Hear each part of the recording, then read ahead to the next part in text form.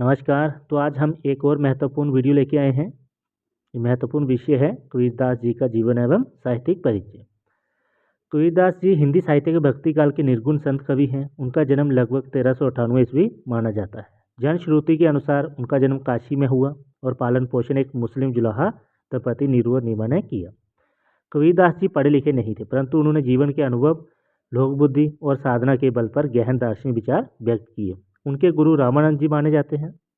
कवि ने सामाजिक कुरीतियों, धार्मिक आडंबरों, जातिभेद और पाखंड पर तीखा विरोध किया। उनकी मृत्यु देहावसान जो 1518 ईस्वी में मगहर में माना जाता है, जो उस समय की मान्यताओं के विरुद्ध उनका निर्भीक चिंतन दर्शाता है। अब हम बात करेंगे साहित्यिक परिचय पर। कबीरदास जी की साहित्यिक रचनाएं जो हैं मध्यकालीन निर्गुण भक्ति काव्य की अमूल्य धरोहर है। वह स्वयं ग्रंथ लेखन की परंपरा में नहीं थे, इसलिए उनकी वाणियां शिष्यों द्वारा संकलित की गई। कबीर का साहित्य मुख्यतः साखी सवा रमैनी के रूप में उपलब्ध होता है। उनकी रचनाओं का विवरण इस प्रकार है। बीजक कबीर की रचनाओं को सबसे प्रामाणिक और प्रसिद्ध संग्रह माना जाता है। ये 3 भागों में है। पहला साखी, इसमें दोहों के रूप में जीवन, धर्म, गुरु महिमा, सत्य, प्रेम और आत्मज्ञान का उपदेश दिया गया है। दूसरा सवद, इसमें पद हैं, गेय पद, जिनमें भक्ति, ईश्वर प्रेम, पाखंड खंडन और सामाजिक कुरीतियों पर तीखा प्रहार किया गया। आगे रमैनी, दार्शनिक और प्रतीकात्मक शैली में लिखी गई रचनाएं जिनमें तत्व ज्ञान और साधना का विवेचन है।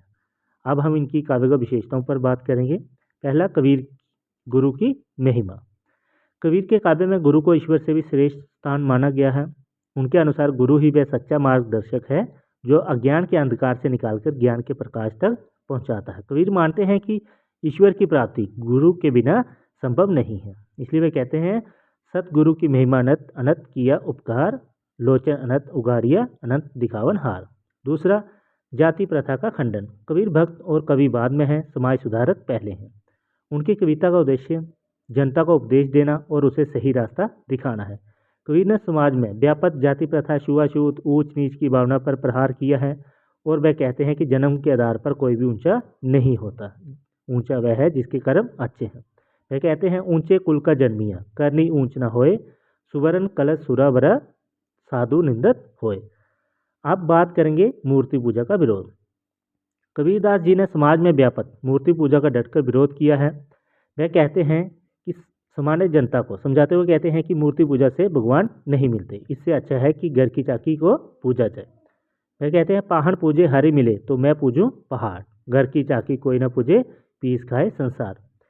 अब आगे बात करेंगे हिंदू मुस्लिम पाखंड का खंडन। कबीर ने हिंदू और मुसलमान दोनों को फटकारा है। वह एक और हिंदुओं को तीर्थाटन, छापा, तिलक का विरोध करते हुए तो दूसरी ओर रोजा, नमाज, अजान का विरोध करते हैं। वह कहते हैं कि माला फेरने से नहीं, मन की शुद्धि से ईश्वर प्रसन्न होता है। माला फेरत जुग गया, गया न मन का फेर, कर का मन का डारी के, मन का फेर। अब उनकी भाषा शैली पर बात करते हैं। कबीर की भाषा के विषय में अधिकांश विद्वानों का मत है कि कबीर की भाषा सुदुक्कड़ी भाषा है, क्योंकि उसमें अनेक भाषाओं के शब्दों का मेल है। उसमें पूर्वी हिंदी, खड़ी बोली, राजस्थानी, ब्रज भाषा, पंजाबी के शब्दों का भी मिश्रण मिलता है। हजारी प्रसाद द्विवेदी कहते हैं भाषा पर कबीर का जबरदस्त अधिकार था। वह बानी के डिक्टेटर थे। जिस बात को उन्होंने जिस रूप में प्रकट करना चाहा उसे उसी रूप में भाषा से कहलवा दिया। बन गया है तो सीधे सीधे, नहीं तो धीरे देगा। अलंकारों का प्रयोग।